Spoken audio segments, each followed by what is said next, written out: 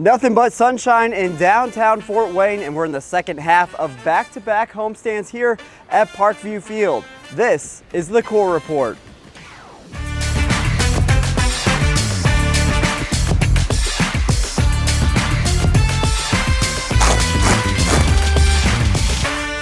Welcome to a new episode of the Core Report. Chris Darby here with Morgan Olson and John Nolan. We're back. It's beautiful weather. Right now, a little bit different than our previous episodes of the Core Report. We're here on top of the summit presented by US Foods. Kind of a cool space, huh?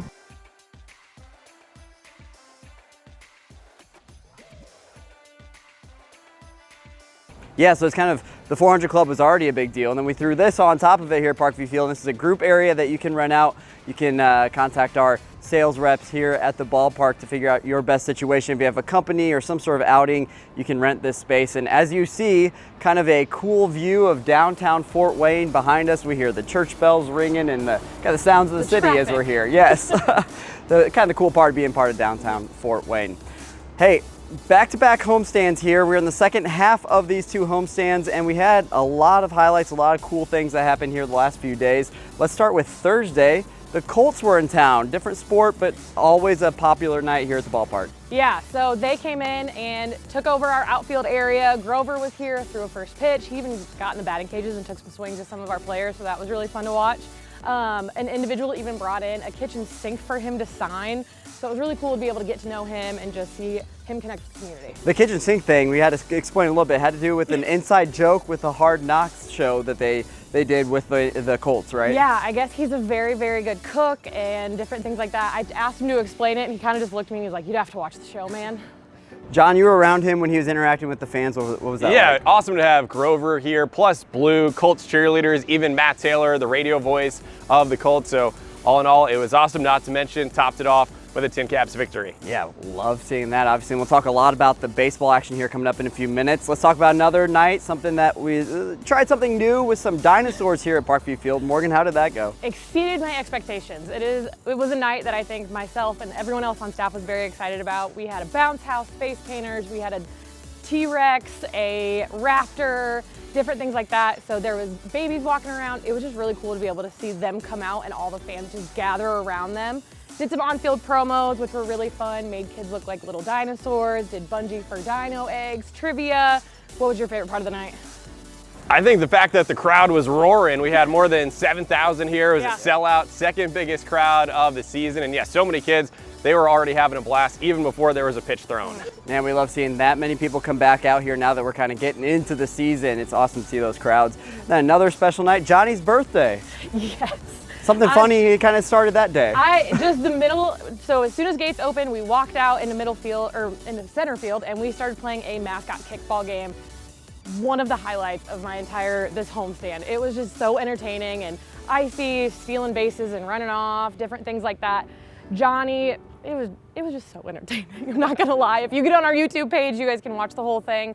It was so fun to watch. Yeah, I was gonna say, make sure you watch that because there's all kinds of things to keep track of. We can't do it in a minute or two, so make sure you watch the whole thing on our YouTube page. Just look for @TinCaps. Now let's look ahead to this homestand, or the homestand that we're in right now. Daisies Night, kind of doing this a big thing here. Yeah, all week we have our normal themes, our normal promotions. So US Foods Family Feast Night, our Thirsty Thursday. We have fireworks going on Thursday, Friday, Saturday. Saturday, like you said, we host our Daisies Night. So we're gonna have individuals out from the All-American Girls Professional Baseball League. We're gonna highlight them as well as family members from that as well. All of our in-game promotions are gonna deal with women in sports. So the Williams sisters tennis racket stuff. We're gonna do different things, have some flavors here and there. Our guys on the field are gonna be wearing a themed jersey. We wore this one last year, but we're bringing it back again this year. And we are auctioning these off to go towards the rest of the monument that we have going up. So if you guys want to touch on that a little bit. Yeah, John, something we've been working on for a couple seasons, this monument for the Fort Wayne Daisies. Yeah, just down the road from here at Memorial Park. Just a really fitting way to recognize the contributions of everyone who played for the Daisies over the course of the decade back in the 40s and the 50s. And so in partnership with Fort Wayne Parks, that's going to be unveiled on Saturday with a special ceremony building up to the big night here at the ballpark. This will be a really special moment, I think, and I can't wait to share that with everybody. What do you have in your hand here? Yeah, and on top of it too, we also have a special ticket package giveaway for fans with this Daisies bobblehead. in addition to enjoying the game. And yeah, we mentioned the fundraising for the ceremony that'll go towards the monument. So that's all a product of the jersey auction that we had going on last year and continuing this year. Yeah, not only did we do these with a ticket package, but any that we didn't sell through that ticket package are actually available in the team store starting on Saturday. So we did the retro feel, everything, so it's got information about our the daisies and everything on there. It's a super cool, just popular item that a lot of people want. Everyone always asks us about our bobbleheads, so we're doing many of them this year. Yeah, and I love the look of the old school. You said the retro style. That's kind of cool. It reminds me of those bobbleheads from like the 50s and the 60s, way back when. Very, very cool. Another group that we want to recognize here that we try to do all throughout the season, but one special night here, are those who have served in our military. Morgan, what are we going to do? So with partnership with Omnisource, Steel Dynamics, and the Padres, we are able to do a Military Appreciation Day on Sunday. So the guys will be wearing these camo jerseys. We're going to have these up for auction in a couple weeks. After the guys wear them, it's going to go towards Honor Flight of Northeast Indiana. We love being able to just highlight those individuals in all of our military branches. We are going to have a flyover and just do some recognitions. We'll have a bunch of nonprofit organizations out underneath our Lincoln Financial Event Center where individuals can just learn more information about different organizations that serve those individuals in the military. We've also got a couple different on-field hats. These are the ones that are across the league. So we've got our 3930 style, and then we also have our fitted style that the team's gonna be wearing. So I love these ones. They're so sharp, the gold, and then just the flag on the front, I love it.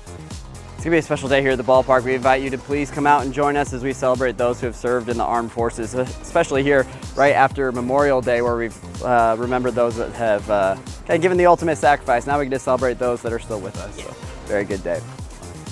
With all the special things happening here at the ballpark, there are plenty of ways to find out what we're doing. First off, TinCaps.com, a lot of information there. You can get your tickets at TinCapsTickets.com. That's the official site.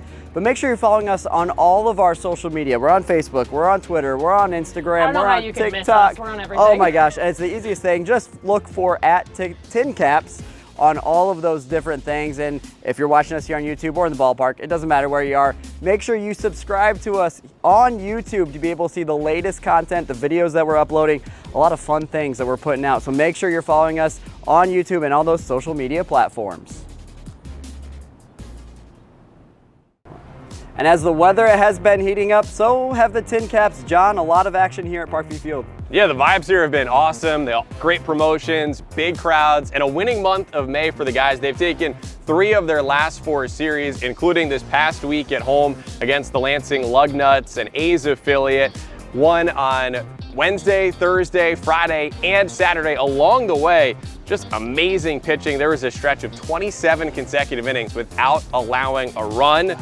And that's coming after the previous week. There was the no-hitter at Dayton. So tremendous job. In particular, give credit to the bullpen. That's been one of the key turnarounds here for the team from April into May and hopefully going forward. And then on the offensive side, Joshua Mears sent everyone home happy on Friday night with a walk-off double. He comes into this series with an RBI in 7 consecutive games. So really top to bottom, the whole group is clicking. We're seeing big improvements on the field. It's very exciting, and also to see that dynamic between the players. They're starting to get to know each other at this point in the season, so all good stuff. South Bend Cubs in town this week. Tell us about that. Yeah, so it'll be a great test for the TinCaps here. South Bend comes in with the best ERA in the Midwest League, and then offensively, they're an exciting team to watch. They lead the league by a wide margin in stolen bases, so the Caps will have to be ready for the South Bend running game. Cubs here have 4 of the top 15 Chicago Cubs prospects. That includes starting pitcher Cade Horton. He's got an interesting background. He was a quarterback at Oklahoma. Last year, though, wound up being a first-round draft pick, and so potentially a Chicago Cub of the future. Kevin Alcantara in the outfield, 6'6", really athletic in center field, another fun guy to watch. I know we're a Padres affiliate, but we see a lot of Cubs fans here being in Fort Wayne, so I know a lot will come out and see these games, actually see both teams here at the ballpark, and of course we want to root on the TinCaps, but all are welcome, of course. Those games this week, Tuesday to Sunday here at Parkview Field. Make sure you get your tickets at TinCapsTickets.com. Once again, that's the official site to get those tickets. All that information on TinCaps.com. Thanks for watching the next episode, or the newest episode of the Core Report. We'll see you out at Parkview Field.